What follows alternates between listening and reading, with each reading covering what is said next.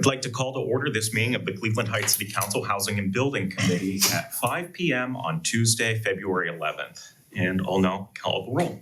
Councilwoman Larson? Here. Jim Petrus? Here. And Councilman Maddox may join us over Zoom a little later. Today, we're joined by some of our region's most prominent housing advocates. I look forward to listening and learning. As I've said before, any information that's presented in this presentation should not be viewed as a sign that this committee or the council more generally is pursuing any particular legislation. But before we begin the presentation, if it's okay, could we go around and introduce ourselves? I'll start. My name is Jim Petrus. I am the chair of the Housing Committee. Sally Martin O'Toole, Director of Building and Housing for the City of Cleveland.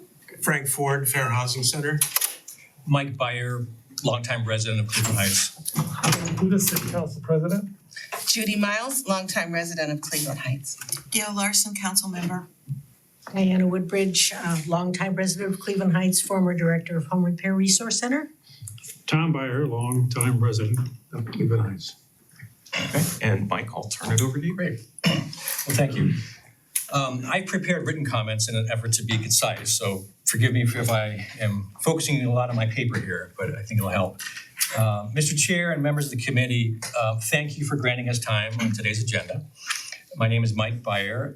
I spent most of my life in Cleveland Heights, and I work professionally in the housing field, and I'm serving as facilitator for this presentation. At the table is a group of housing advocates, including longtime Cleveland Heights residents and housing professionals, here to speak in strong support of keeping and improving the city's point of sale inspection and escrow requirements. These policies are essential to preserving the quality, safety, and value of our housing stock.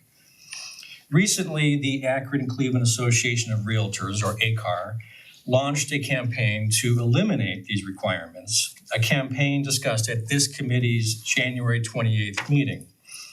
We strongly oppose any effort to weaken housing code enforcement. Instead, the city should strengthen the enforcement of the existing point of sale ordinance and other housing programs to ensure homes remain safe, well-maintained, and accessible to future buyers. There are many considerations when arguing for or against the point of sale requirement. We'll try to cover them all, but there are a lot of nuances. One new underlying consideration, which really wasn't emphasized on January 28th, is, as you may know, the 2024 federal antitrust settlement by the National Association of Realtors, which changed the way a buyer's agent gets paid their commission.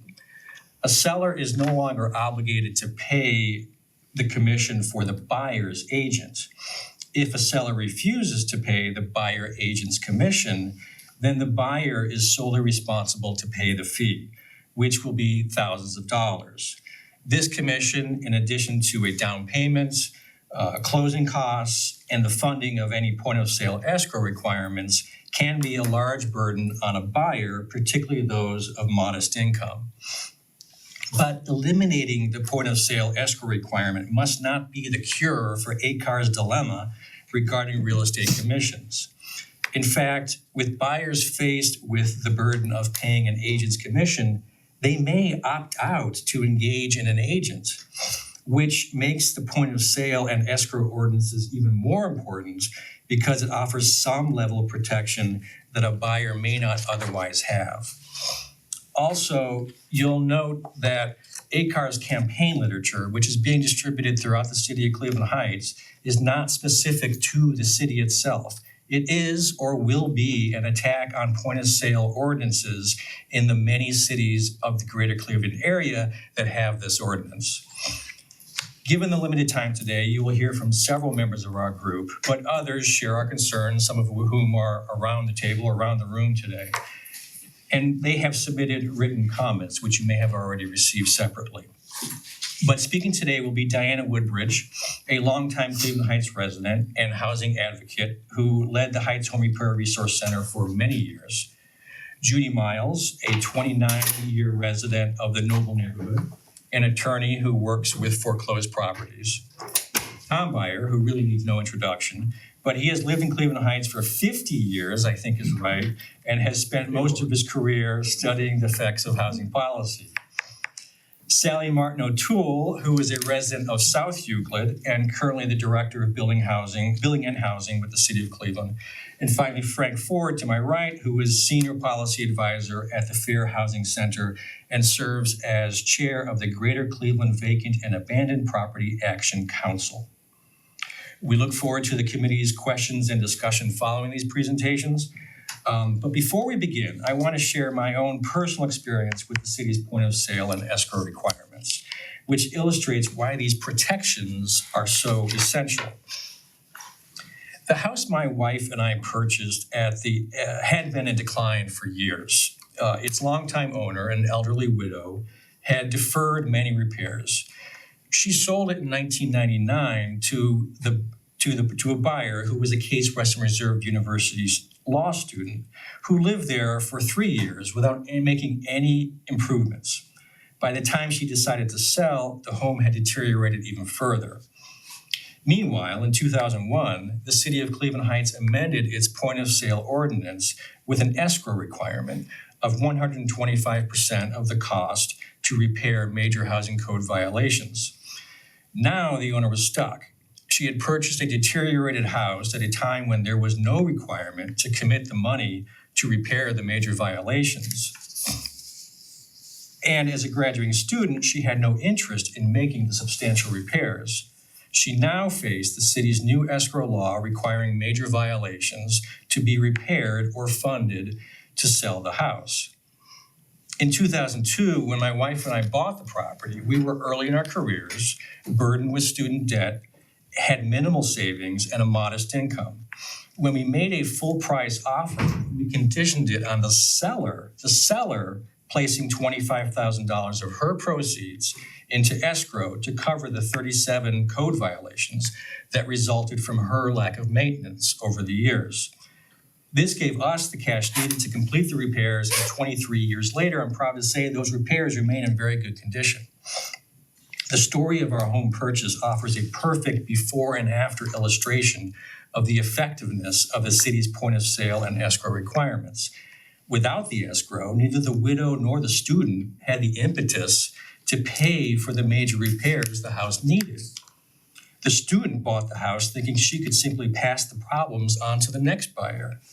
Fortunately, the escrow requirement put an end to the growth of deterioration of this home. Without the city's point of sale and escrow requirements, we could not have bought this home. The ordinance didn't make this purchase difficult, it made it possible. Cleveland Heights' 1976, almost 50 years, point of sale ordinance and its 2001 escrow amendment are intended to ensure properties remain well maintained and viable for future owners and the greater community. It should be no surprise to any homeowner that maintaining their property is part of ensuring a successful and prompt sale when the time comes. The city's point of sale ordinance is a vital tool in maintaining Cleveland Heights' housing stock. Weakening it will threaten the very safeguards that make our community functional, safe, and attractive. Thank you. I will now turn it over to Diana. Thanks, Mike, and good afternoon, everyone. I too am reading. As Mike said, I was with HRC for many years, from its founding as the Forest Hill Church Housing Corporation in 1971 until 2005. First as a trustee, then as volunteer staff until 1997, and finally as its executive director. For those who were not here at that time, I want to begin by sharing what was happening in and around Cleveland Heights in the late 60s, early 70s. East Cleveland had recently experienced rapid racial change, transitioning from an all-white to a majority Black community within a few years. Blockbusting and unscrupulous real estate practices fueled panic selling among white homeowners, leading to a sharp decline in property values and in the city's tax base. The myth that resulted from this experience was that when Blacks moved into a community, property values tanked. No matter that it was white flight and panic selling induced by scare tactics of bad actor realtors that was the villain in all of this, the myth was accepted as reality by many in our white community. Cleveland Heights was in the early stages of racial integration at that time. Although the Fair Housing Act had become law in 1968 fear persisted that what happened in East Cleveland would also happen in Cleveland Heights. The myth that property values would drop, that individual properties would not be maintained, and that neighborhoods occupied by Black families would deteriorate was generally accepted. The law had not changed perceptions, nor had it changed actions. There was already evidence that scare tactics were being employed by realtors seeking to make a profit in Cleveland Heights as they had in East Cleveland, that racial steering was occurring, that Black families were being shown only homes in certain neighborhoods of Cleveland Heights. Cleveland Heights was at the crossroads. These were not easy times. There was active resistance to integration, including a Black Club formed specifically to keep Blacks out, acts of violence against Black families who moved in, and no actions by our city to ensure the upkeep of properties. Fortunately, there were people and groups in our community who supported open housing and saw racial diversity as an asset, who stepped up to find ways to resist segregation and work toward the goal of community diversity. Forest Hill Church was one such group. We studied, held forums on housing and on community change, and finally concluded that maintaining the condition and value of our city's housing stock was key to community confidence and the goal of racial diversity. Thus, HRC was founded to strengthen and promote the housing stock of Cleveland Heights. I can say this in my sleep, in order to support the economic, social, and racial diversity of the community. Others took action as well. The Heights Community Congress was formed, and eventually the city responded with its 9-point plan. The immediate crisis was over, but there were serious challenges yet to come. Fast forward briefly to 1995, when in my role at HRC, I began to see families caught in the web of predatory lending, having been enticed by unscrupulous lenders to take on egregiously high-cost loans with terms they could not afford. Black families in the predominantly Black neighborhoods in which they lived bore the brunt of this exploitation, losing the home equity that they had worked hard to build. It was hard to watch. Advocates spoke up, lots at this table, but no one listened. Profits from such financing were so enticing that even reputable banks like locally owned National City Bank clamored to purchase these high interest rate loans from brokers. It was unsustainable. I know you are familiar with the end result, the housing crisis of 2007, which left concentrations of foreclosed, blighted properties in our city's Black neighborhoods, devastating property values for remaining owners, values that remain below market yet today. This brings me to the concerns I have with ACAR's presentation.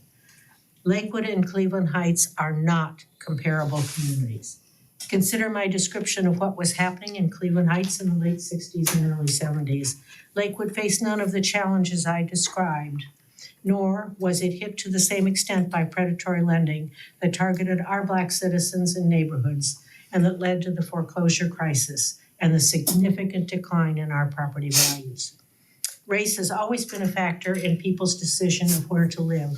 The higher the percent of Black families, and especially the higher the concentration in certain neighborhoods, the smaller the pool of potential buyers. Today, Lakewood is a majority white community. Its homes are in demand by buyers and renters alike. Its property values are significantly higher than in Cleveland Heights. Perhaps they can afford to take a chance on eliminating the escrow requirement and point of sale. Cleveland Heights cannot afford this risk, in my opinion. Second, condition of our Cleveland Heights properties is key to the city's goal of remaining a thriving community rich in the diversity of our population. Again, race has always been a factor in people's choice of where to live. Now we add in the challenge that concentrations of investor-owned properties in certain neighborhoods make the area more transient and lessen the sense of community. The higher the percentage of Black families and investor-owned properties, and especially the higher the concentration of both in certain neighborhoods, the smaller the pool of potential buyers. Thus, I say again, the condition of properties is key. It has been from the beginning, it is even more so today. It is essential that Cleveland Heights do everything in its power to ensure that properties are well maintained.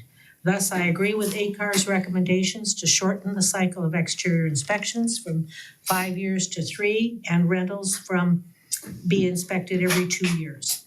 I would add a recommendation put forward by the Greater Cleveland Congregation's Cleveland Heights Housing Team that the city place special enforcement efforts on the top most blighted investor-owned properties until these properties are finally restored to community standard. Third, the city has a responsibility to current owners to ensure that properties are well maintained. Fourth, the one and only time the city has any say at all in the interior condition of a property is at the point of sale. Violations that exist then are the result of a lack of maintenance over time.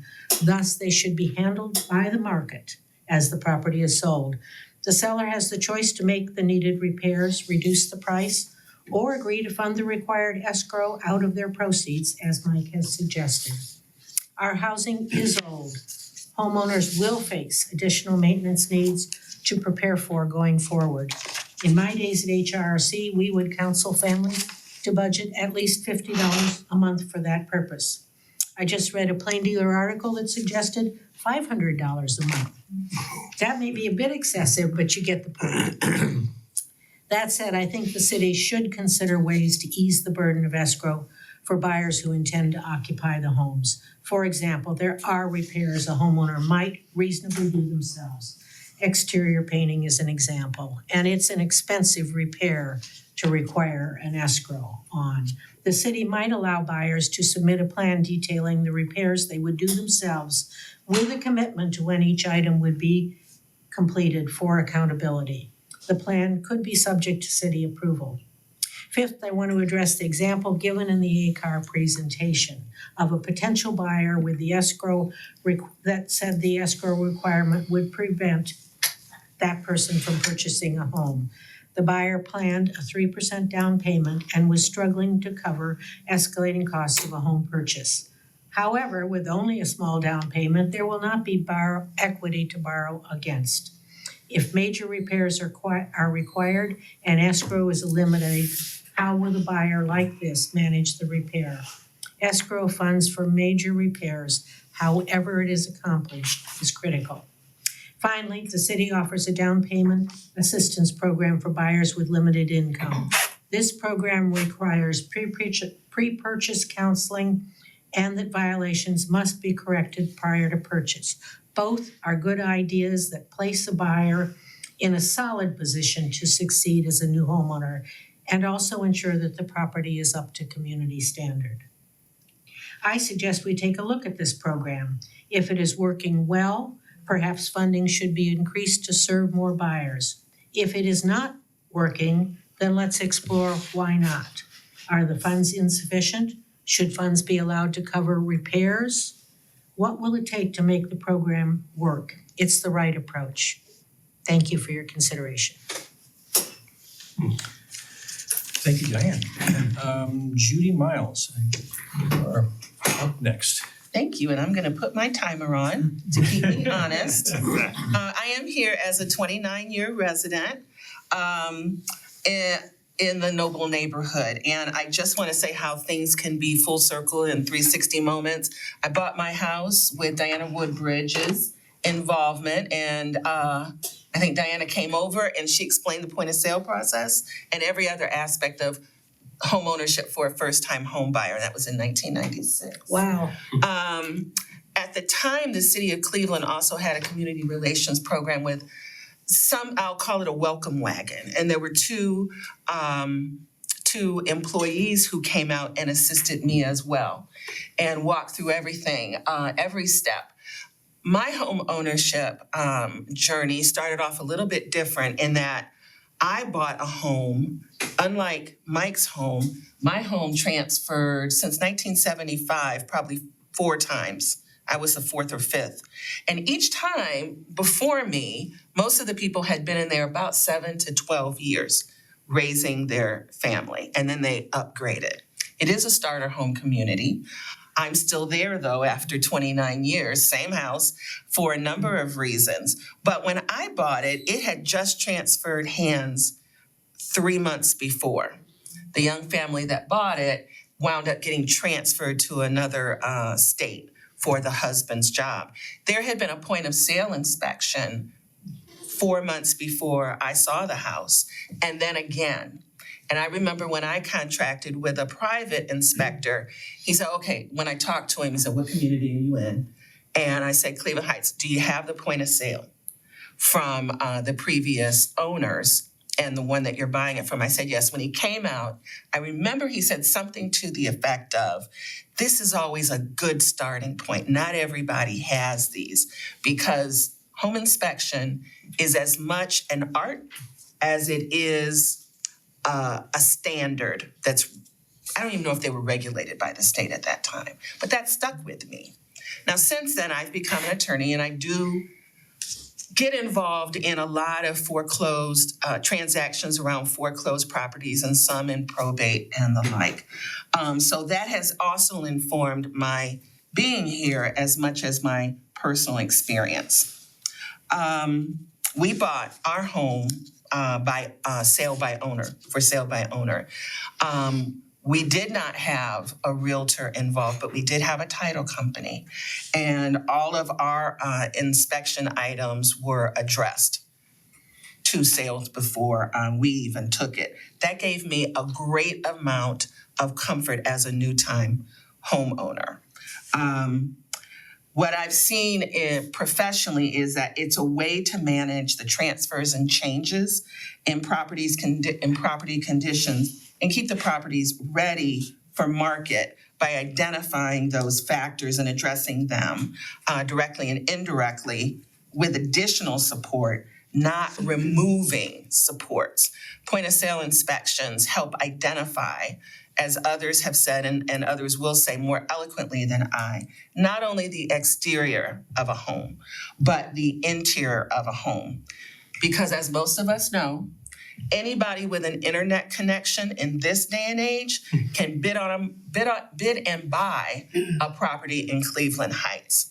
Professionally, hardly a week goes by, sometimes not a day goes by, that I'm not contacted by an out-of-state, sometimes out-of-country buyer who wants to undo a sale that they bid on and took off the market at a sheriff's sale, because once they gain access, it's not the property they had thought they were bidding on. So now we've got a property that was probably in some level of distress already, and it's no longer in the local market. It's now tied up with a disinterested buyer who wants to undo it and basically wash their hands of it, while the neighborhood is still dealing with that. Now, we also know that public spaces like utility poles and boulevard strips also have contact us because we'll buy your home. All of these are issues that we have to deal with in Cleveland Heights. They might not necessarily touch point of sale inspections, but what I'm asking is that council also consider point of sale inspections as a tool, but also as a component of the greater housing market and the challenges that face our housing market, because it's not just local buyers, whether they're owner occupied or investors, but it's many, many states, investors that really are only looking at a profit, not looking to raise a family or conduct a business or even be a landlord with local interaction with their tenants. Ohio statutes just do not offer adequate protection for a community such as Cleveland Heights with older housing stock. For instance, our home that I've been in for 29 years, and I think I may be the oldest, my husband and I, the oldest tenants in the house for as long as I've been able to identify. It's going to celebrate its 100th birthday this September, and I may throw a party, but our old home still has a boiler. We have radiators, and we need an inspection process that recognizes the unique challenges of our beloved older housing stock. It's not the same even as older inner ring suburbs like Lakewood. My house has changed hands many times, not so many in the last few decades, but I would love for it to have a young family raising their family in the house again. I'm seeing younger families, and I can give you an example. When I first bought our house, we had a number of young families that were dental students who bought homes and started their families and then transitioned to wherever the husband or wife was going to open their dental practice. They took great satisfaction in the point of sale inspections. I know because I was talking to them. At one point, I think we had 6 different dental students on our 2-block street. And that's my timer saying, Judy, stop. I'm going to wrap it up No. real quickly. You can have as much time as you'd like. Okay. So we need informed buyers and informed sellers who have the capacity for home ownership. In foreclosure, sometimes I talk to people who bought unaware because we know not every property, as Diana was saying, not every property is appropriate for every buyer. And it's disheartening to find people who, once they've already bought, they're now faced with a foreclosure in some respect because they weren't prepared for the challenges and the expenses of home ownership. So while I deeply respect our realtor constituents, I also recognize that sometimes it's better to know what you're faced with upfront before the deed transfers into your name, rather than 3 or so years down the road when you're now faced with having to be divested from the home that you thought you were going to be in for some time and build equity in. I guess I'd like to frame it as each individual property is not just a structure owned by an individual or owned by a company or owner-occupied or a rental or investment property, but also part of a community and accountable to that community, both the neighborhood and the community as a whole. So there's a lot of emphasis on home buying and first-time home buying. I'd also like us to consider the economic impact and the intangible community value of long-timers like myself, long-time homeowners and investors.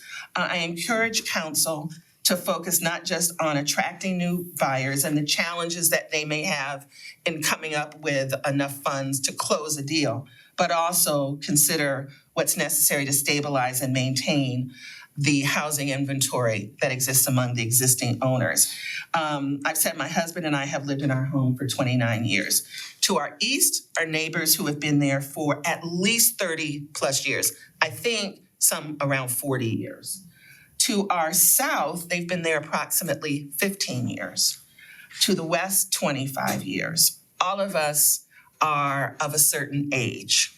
Some have raised families that then raise families, might be on the 3rd or 4th generation. And I know the entire lineage. I would trust most of these people with the key to my house. And in one case, they've had the key to my house and I've had the key to theirs. That's one reason we're still in our little starter neighborhood, because it's truly like a family. But the fact is that there's a sizable neighborhood of people who have owned and maintained their homes for decades.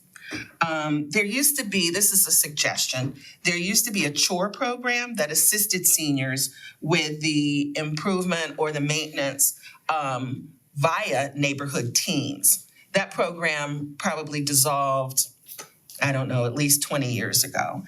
That might be something that could be adapted to this market in this climate. Maybe the registered trades could help with violations over time. I'm all for more frequent touching than less frequent touching, and exposure to the condition of, or evaluating the condition of the exterior and the interior on a day when I'm ready to open the door and let you in. Because I might not on the wrong day. Maybe an optional opt-in for more frequent or interior or exterior inspections, or at least consultations or audits. that is going to conclude my time. Thank you very much for hearing me out. And with that, I'll relinquish. Thank you very much, Judy.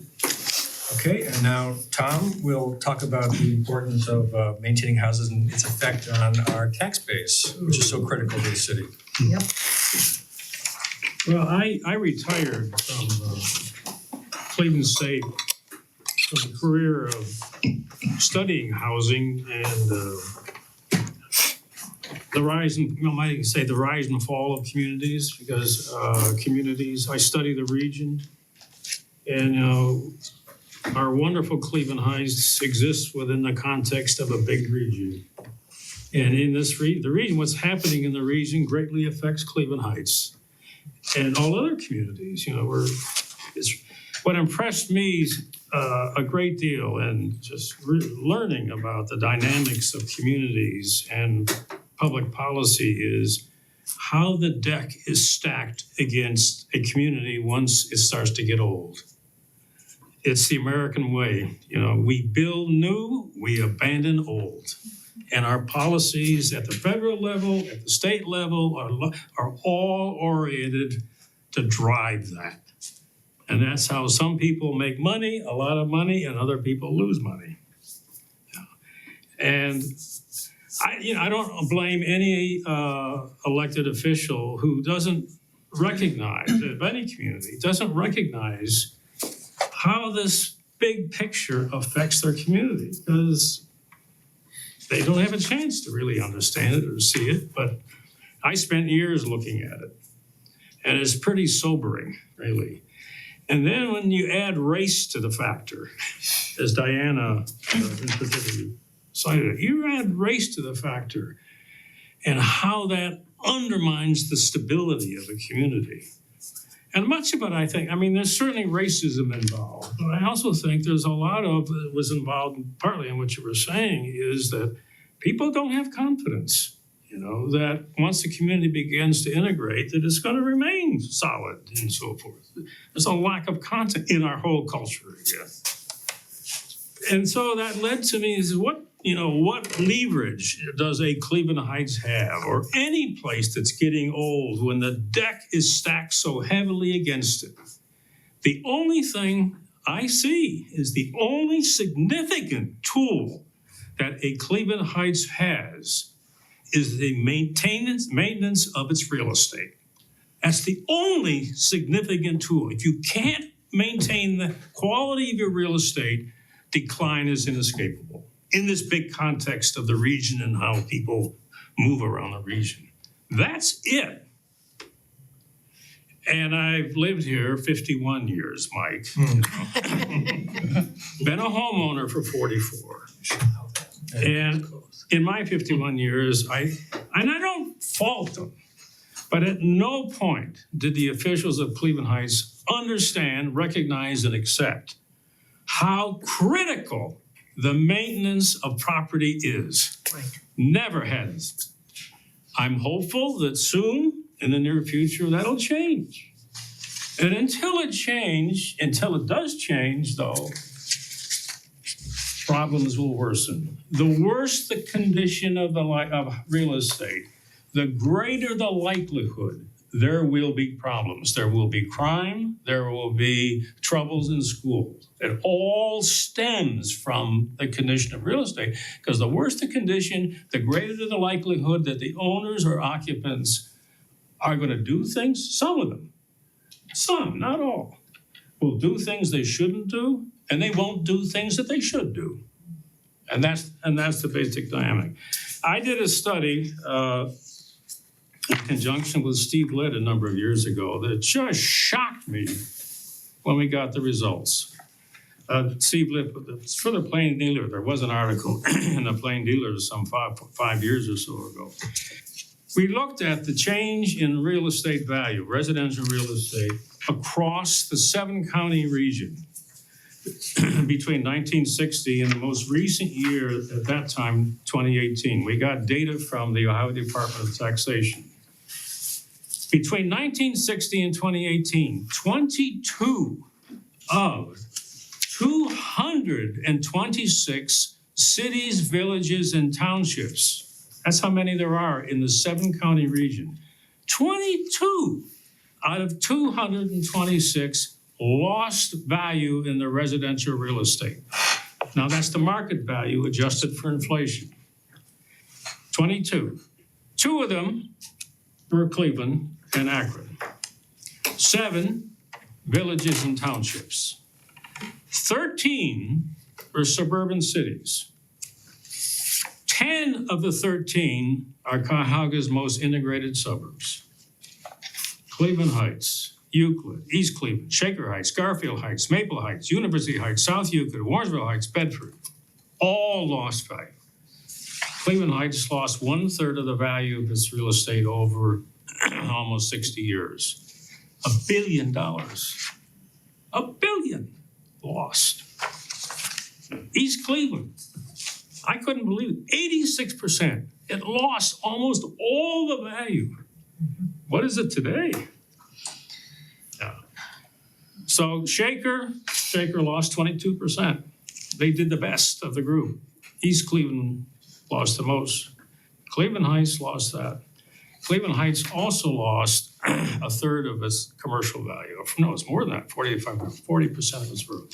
Now Lakewood, your comment, Lakewood gained 20%, 418 million, but that's complicated because in that period, they did a lot of conversion from big apartments to condo. Winton Place was constructed as a condo. Condos are residential in the taxing system. So any building greater than 4 units is commercial, less than that is residential. And to me, it's because white buyers declined greatly during that period, property values were severely affected.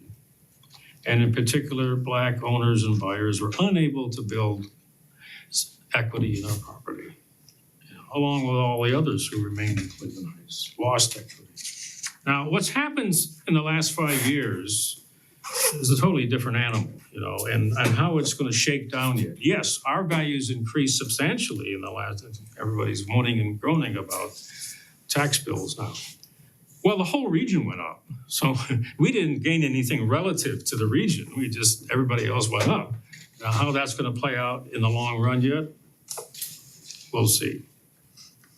So Blacks need strong income whites to be in that market with them to boost the values because the Blacks don't have enough income and there aren't enough with enough income to on their own boost that value. So that is needed in Cleveland Heights.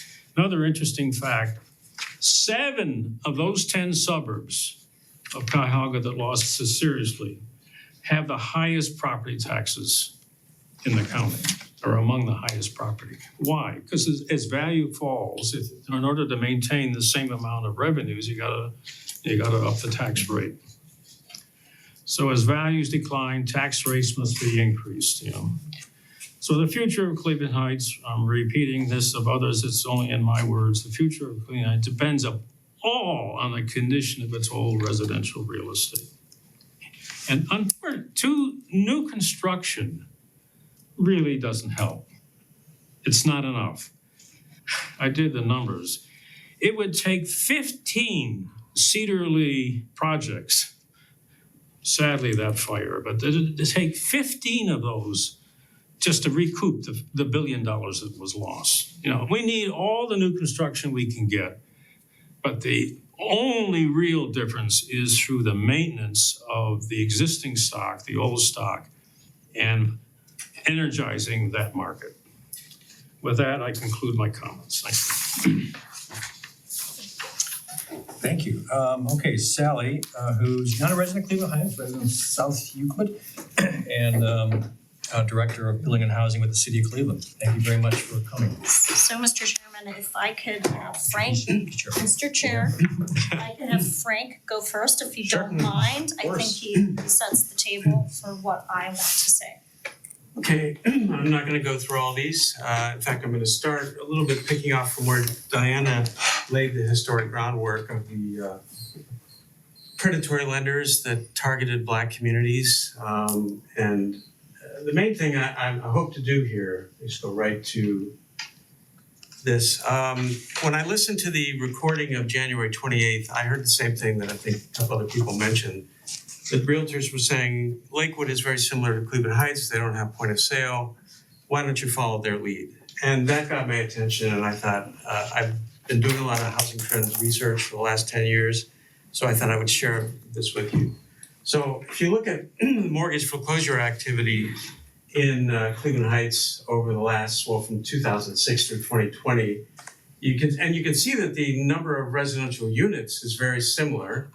They are similar, as the realtors pointed out. There are similarities, but Cleveland Heights had almost 5,000 foreclosures in that period. Lakewood had just over 3,000. The percent Black population in Cleveland Heights, 43%, Lakewood 6%. This is a graphic representation of the difference in foreclosure filings over that same period. It's really the same data, just presented a little bit differently. The outcome of that, this is, I think, one of the more significant things. If you look at back in 2000, the median home sale price in both communities was almost the same. There was a $4,900 difference. Then we get to, and foreclosures were starting to happen, but they really peaked around here in 05, 06, 07. The impact on Cleveland Heights is far greater. There is an impact on Lakewood, but it's just nowhere near the significant impact on Cleveland Heights. When you look at the recovery, you've got, as of the end of 2024, median sale price in Lakewood is 306, 195. So that difference of 4,900 ended up being 111,000 here. I think it's one of the more dramatic things. Wow. And anyway, just continue. So the investor activity, not quite the same period, 04 through 2020, but the steepest increase in investor activity is in the east side of Cleveland. This shows that just 46% of all transactions in east side of Cleveland in 2020 were by some business entity, investor, not an individual homeowner. The eastern suburbs is the second highest.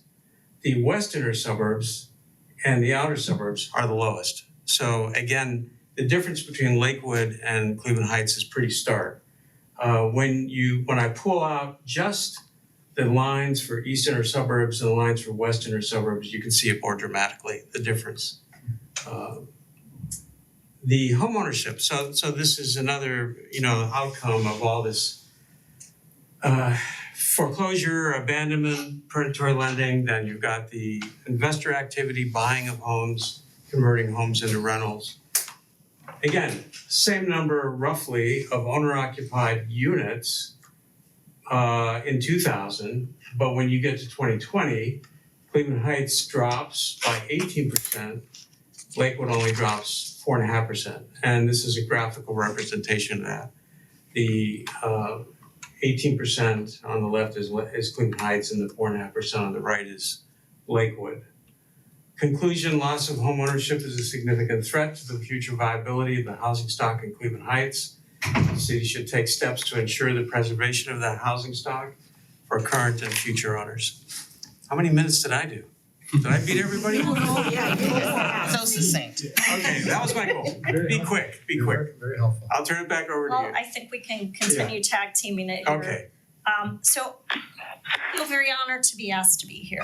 I do live on the border of Cleveland Heights and absolutely love your community and have worked with many of you for years, and I'm just pleased to be among you, legends, all, truly. I just want to share an anecdote of my own personal experience a few years ago when I decided I wanted to downsize and start house shopping, which I did in earnest for about a year, until I gave up. So what we're seeing in the current housing market is a shortage of inventory. What we're also seeing is a lot of irrational exuberance around bidding and prices and people waiving things like pre-sale inspections, which I think is absolutely treacherous in the market. So perhaps knowing too much, being in code enforcement, I would go to these open houses and I would walk through and I would see before I even walked in the door, $50,000 worth of work needed to be done. And yet, there would be a bidding war on that house, people would waive inspections, people would pay top dollar. And I kept thinking to myself, the hangover from this is going to be horrible. Here we go again, right? History is going to start repeating itself. People will realize what they got themselves into. I mean, yes, lending is a little bit more responsible than what we saw back in the aughts, right? When it was absolutely off the chain. But the market's still insane, right? And the only thing we have is preservation of our stock. When I took my job in South Euclid in 2008, and they created the position because they realized they were seeing so many vacant properties, they were seeing so much change in the city, and traditional code enforcement, the way it had always been done, had failed. So they wanted a change agent, heaven help me, to come in and try to fix this mess. And we did not, of course, have point of sale. In fact, voters in Cleveland, or in South Euclid had voted it down in a referendum. No point of sale in South Euclid. And so what we were seeing in that time period was churn, like unbelievable churn to business buyers. They weren't fixing things. They were putting lipstick on a pig. They were putting people in those houses. It was turning into a lot of rentals, just insane. We had no control over those transfers. We had no locus of control other than chasing it down afterwards for code enforcement. And when you're dealing with a lot of out-of-state investors, good luck getting them into criminal housing court. You're just chasing your tail. So being new in the position and having no background in the field whatsoever, I glamped onto people who seemed to know what they were doing. So people like Rick Wagner, who was working in Cleveland Heights, heading the code enforcement at the time. And I believe that Cleveland Heights just had a lot of stuff figured out, along with Shaker Heights. And one of the big things that rose to the top was point of sale. You've got leverage when these properties are transferring to actually control what's going to happen to them. I thought that's amazing. Of course, that conversation was dead in South Euclid, but what we did accomplish was passage of a vacant building ordinance that works like a point of sale. That passed in 2010 with a sunset clause because people were so dubious about the whole idea of it. But the end result was a dramatic increase in the amount of permits pulled for residential construction. Over 1,000 formerly vacant homes had been fully code compliant. And today, with active code enforcement in that city, active blight removal, which the city had never done before, we're having about 115 new homes built privately this year. So every time I drive up the street, I see another one going up, and I think, well, it's the leverage we had to make sure that what was transferring was still staying viable. So we really, I believe, pulled South Euclid back from the brink using that tool and also glamping onto the good things that other communities around us were doing. And the role of code enforcement can't be overstated here. It's Cleveland Heights, like South Euclid, is a bedroom community. We don't have a lot of commercial tax base, but we have homes. And the quality of those homes dictates the future of our city. And certainly, I was always envious of Cleveland Heights, I will admit it. The beautiful architecture in Cleveland Heights, unmatched. But old homes take a lot of work. So the short story is I didn't sell my house. I stayed in it because I couldn't find anything to buy. And I've noticed over the past, say, 5 years, I've put probably $45,000 into that same house for a roof, for paint, and all the things. It just costs a lot of money. When you're 100 years old, you need a lot of restoration work. As I age, I also feel it. So these houses are expensive to maintain, but the character and the quality of the neighborhoods are worth preserving. And I think listening to that presentation on the 28th, there were so many things in there. I just was yelling at the screen, come on, that's crazy, right? Yes, it helps your profit. It helps you move a transaction faster. You don't want to delay.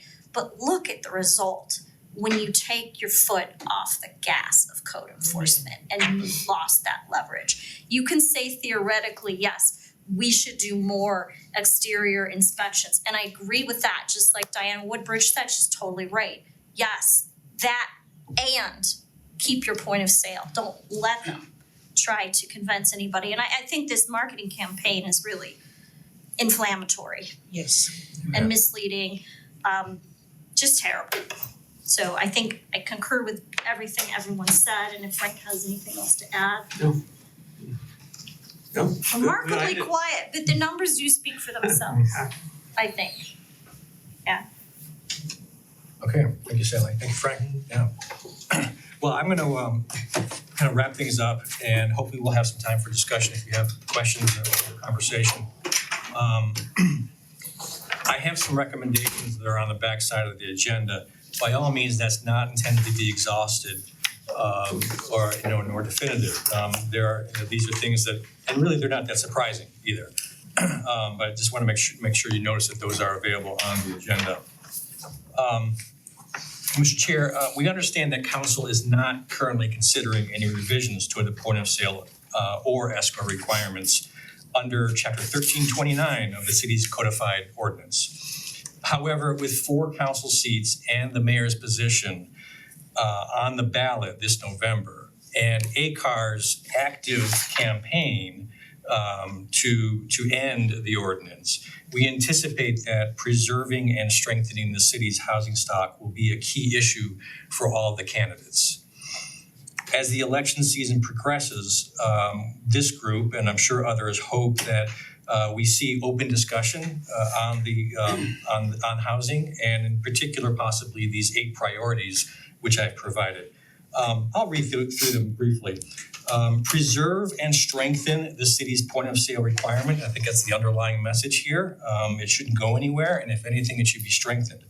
Maintain high standards for rental properties while offering support for owner-occupied homes. Ensure consistent follow-through with all point of sale violations.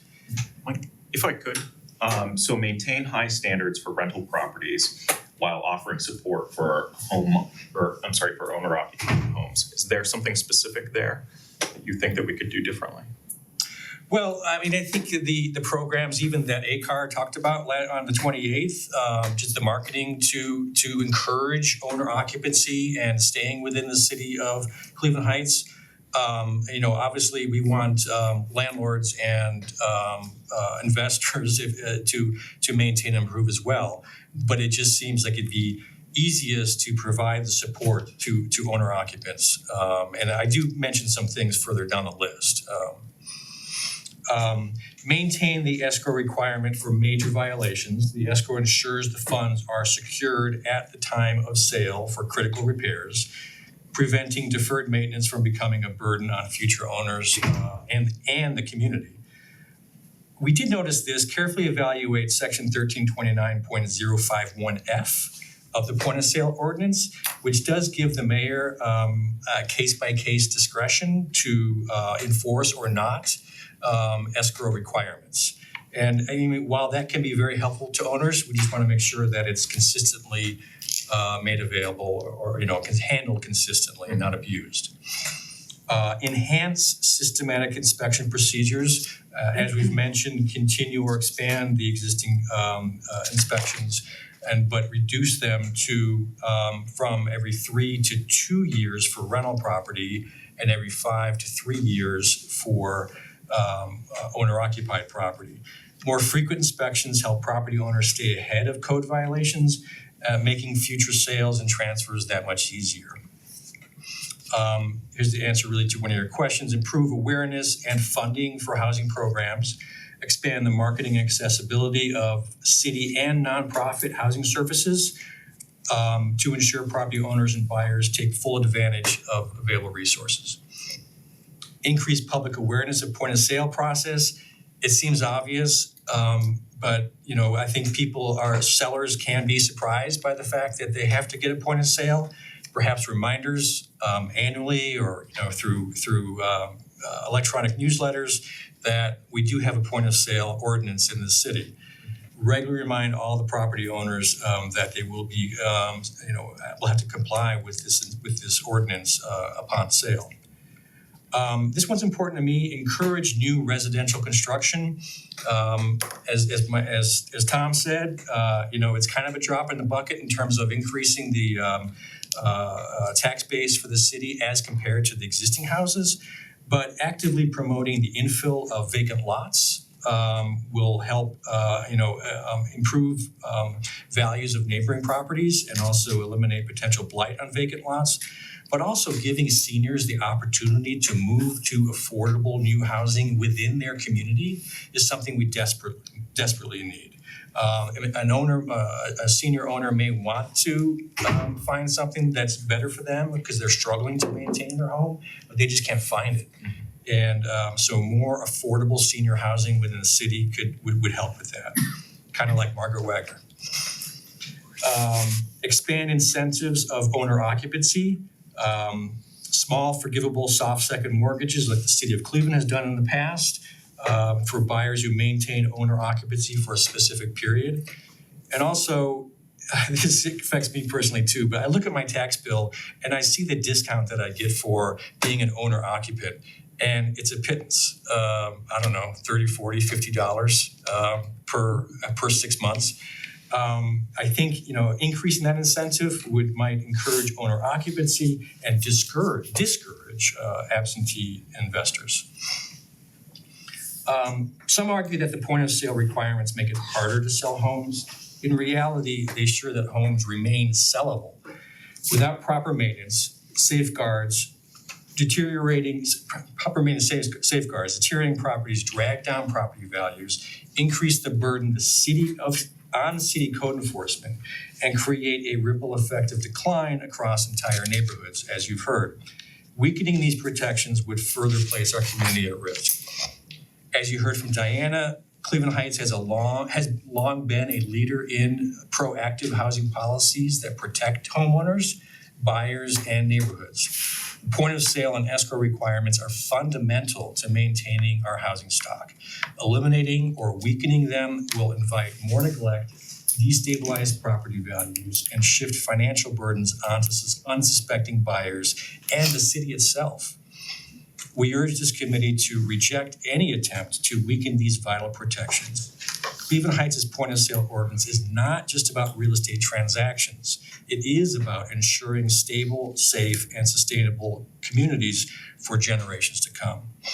Again, we appreciate your time and consideration today, and we look forward to a continued discussion of this critical issue.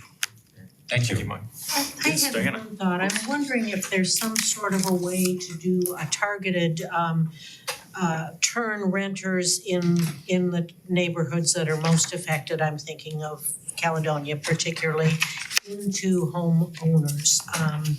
Could we consider some sort of an incentive to go in and repair the houses, and if the people take pre-purchase counseling? I mean, HRC offers a really good home buyer pre-purchase counseling. Maybe we ought to be trying to turn some of those renters into buyers, and that would be one thought. Something else that didn't get stressed is I think the training of inspectors is really important.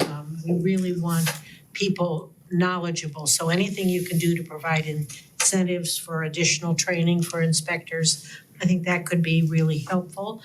I'd like to see more of a personal relationship when inspectors do things where they could maybe spend some time to talk to owners about why, and if they see preventative maintenance, we can do some upfront kind of hand-holding that encourages. And the third thing I want to say is, if it hadn't been for the Greater Cleveland Congregation's GCC housing team that this one was on and that one was on with me, the city was not responding at all to what happened in the foreclosure crisis. We did 3 walks of neighborhoods. We brought them lists of houses. I was just in front of this committee 3 years ago to say, we gave you from 2019 a report of really tax delinquent, bad condition investor properties.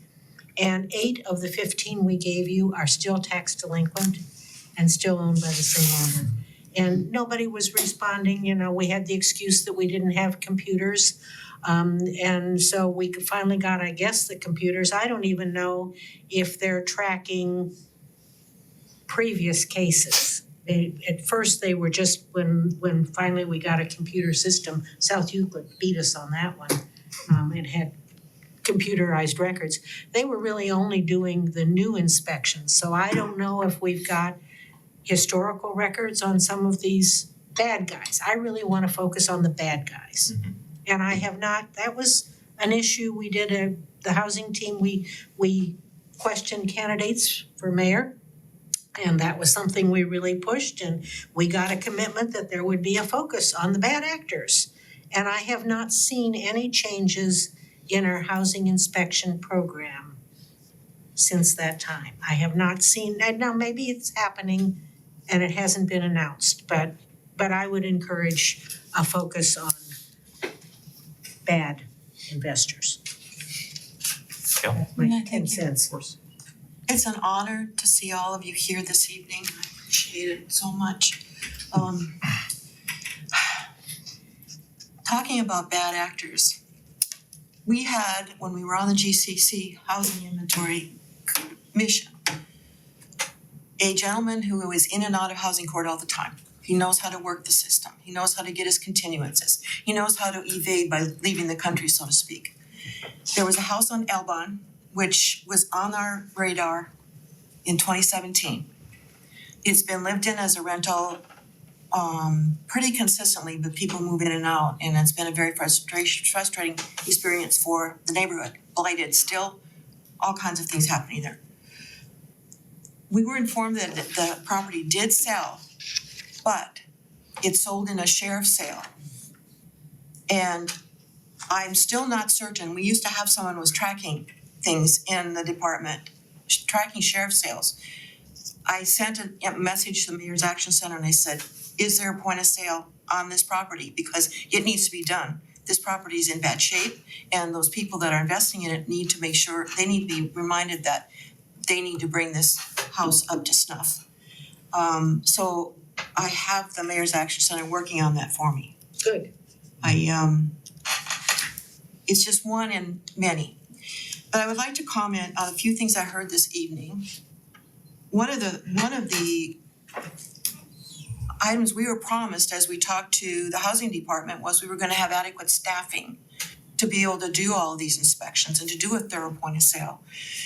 I'm still not sure, President Kuda, you can correct me if I'm wrong, if they are fully staffed at this point to be able to do the point of sale that should be done right now, and let alone shortening the inspection periods. I think that's really interesting to go from 5 to 3 for a systemic exterior, and also to go from, what did we recommended on 2. 3 to On 2 rentals. on rentals.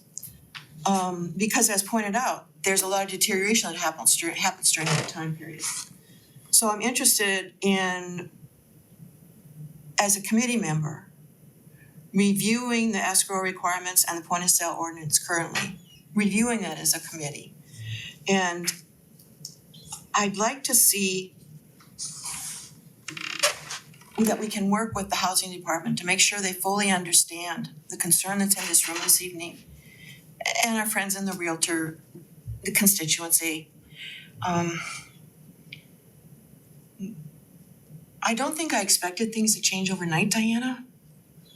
But I did kind of wish we'd felt more change than we have seen, especially over in our neighborhoods north of Mayfield. So that's all I have to say. Thank you. President Kudu, do you have any questions? Well, I mean, I live in the same neighborhood. I've been north of Noble since 1961. So I know what you guys are all talking about. So thank you so much for joining us today. We really appreciate it. You've shared so much good information that I look forward to going back and rewatching this recording so that I can really internalize it.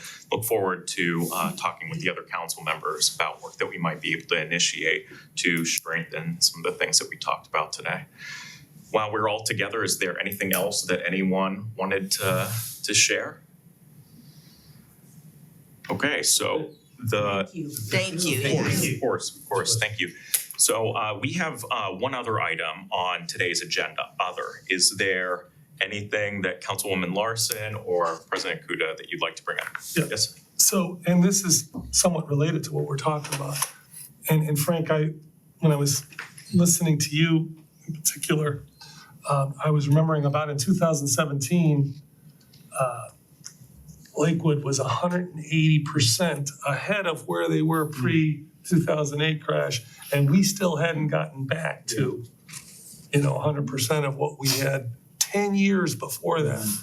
And that was the first time it was on my radar. They're like, wow, that's a notable difference. So in December of 2023, Council passed an ARPA program, comprehensive ARPA. I'm not sure how many millions we spent in that particular piece of legislation, but it was minus the 18 million or so that we had put towards the sewers. And one of the programs that I really pushed for was an exterior repair program for people who had suffered. Now, I had thought about this 3 years before that, but it was finally the opportunity to get it going. And we put $2.5 million for exterior repairs. And the thought was that the neighborhood would benefit from this, not just the particular homeowner. And it was just for homeowners. And as, how government moves, everything's slow and, fortunately we're no different. We're just about now ready to kind of roll this thing out. And I had seen some paperwork from the administration that gave me some concern that the program was straying from its original purpose.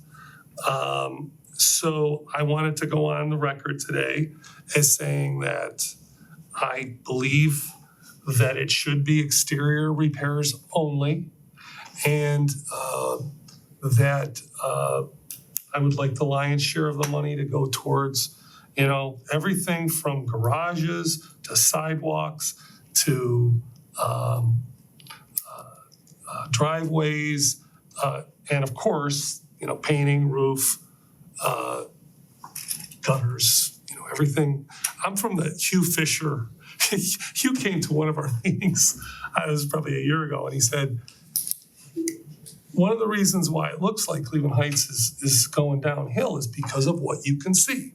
I don't know if I'm paraphrasing, but and I really, I know it might sound trite in a way, but I don't know, in that moment, I felt like it was profound. And I wanted to make sure that this program stays on track. The Housing Preservation Office is going to be doing about half of this program. Home Repair Resource Center is going to be doing the other half. Keisha Allen, very, very capable protege, is going to be doing much of the program as well, about half.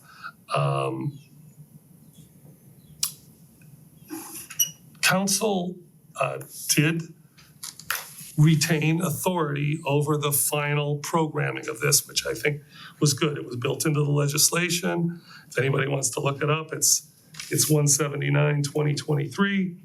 And there's a clause 4 in it is very clear that council has the sign off on the program, because we want to make sure that it stays focused on what the original purpose was, unless somehow we had a collective change of mind. That's how council works. We work, majority rules kind of thing.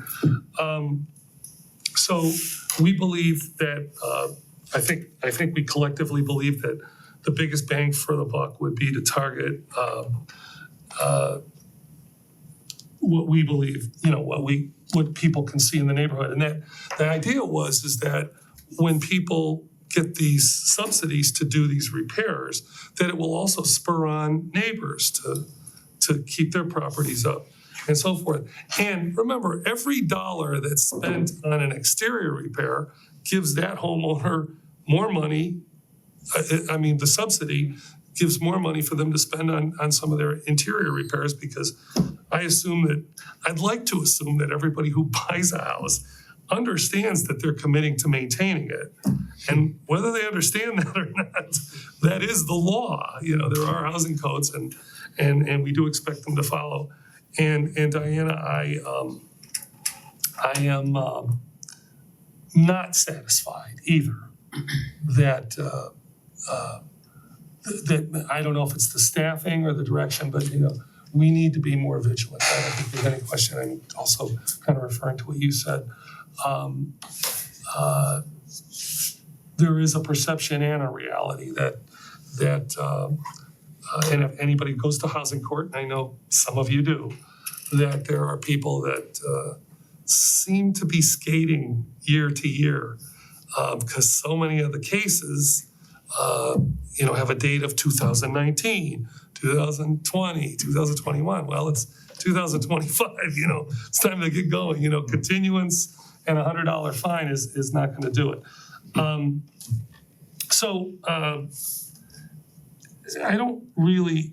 I don't think have anything else to add to that, but I am going to be introducing a resolution just to strengthen our resolve to keep these programs on task. So, for clarification, am I hearing that the scope is changing to include support for interior? I saw some mission creep, if you will, in some of the design. And so I sat down with the principals involved, including the planning director who is overseeing all of this, and Brian Iorio, the assistant director help me. I don't know the rest of his title, but he's an assistant director under the planning director. And they did agree that we were straying a bit in the program design, and I just want to do a resolution, so it's coming. To reiterate. To make sure that we're staying focused. Okay. Do you mind? Yes. Mr. Chair, the city of Cleveland last February passed Residents First, a sweeping series of legislative overhauls. But one of the tools from that could be something that Cleveland Heights could consider, which is a civil remedy for code enforcement. So one of the provisions in that bill was allowing us to issue civil tickets for a myriad of infractions, almost everything can be cited in code enforcement on a criminal charge. We can cite civilly. So a $200 penalty for each infraction. We could go out every day if we wanted to and issue these tickets. There's a more of an informal appeal process, so it provides an off-ramp to code enforcement for equity purposes. So if Mrs. Jones is elderly, her step unit's grumbling, she gets a civil ticket, she can appeal it, explain her hardship, be shown resources where she can get aid in helping her step unit. So it does provide that equitable off-ramp to the code enforcement process. But also, if the fines remain unpaid, it can go against the property tax duplicates. So the leverage eventually would be that the city could call somebody wonderful of the prosecutor's office and start to push a tax foreclosure on those properties and get them into better hands. So just a suggestion they might want to examine. And that doesn't preclude criminal. We can do them concurrently. Yeah. Right. And have you seen like a difference in compliance between the two? So Residents First has been a bit of an albatross to get out the door. And I will say that all the parts are now out, including civil tickets. But we have issued our first 60 civil tickets. So what will happen next with things like rental registration, non-compliance, or let's say non-compliance, is we will bulk issue tickets. So in the 4,000s, 5,000s will go out at one time. So I do believe that is going to result in a lot of change in the marketplace when they realize, well, Cleveland's really serious. I'm getting bills. And so I think it will be a game changer. Our staff believe it will be, especially with out-of-state investors who can never get into court. So it provides another tool. And we can use it concurrently. Sally, is that against a property that's been declared a nuisance, or No. is that free, No, independent just of go that? out. So if we're out, for instance, with fire and we see in a multi-unit building, the fire suppression system is faulting, we can immediately issue a $200 ticket and a violation notice. So they can come to court later and pay us the fine, and we can go out every day and hit them with that fine, Okay, if we were so inclined to do so. and then they would get certified September or October, They get whatever. billed, if they fail to pay that bill, it's gonna go against the duplicate, yeah. So the threshold for a civil case is obviously considerably lower. can you address the positives and negatives? Did you get any pushback on that, first of all, in the None. formulation? Okay, no None. pushback, and then, Maybe the one thing we didn't get pushback on. okay, and do you see, what's the advantage to having the threshold lower, as it would be from criminal to civil? If you look at the city of Cleveland, our track record at getting defendants in for their first arraignment, 80% of them never show up. So that's an automatic.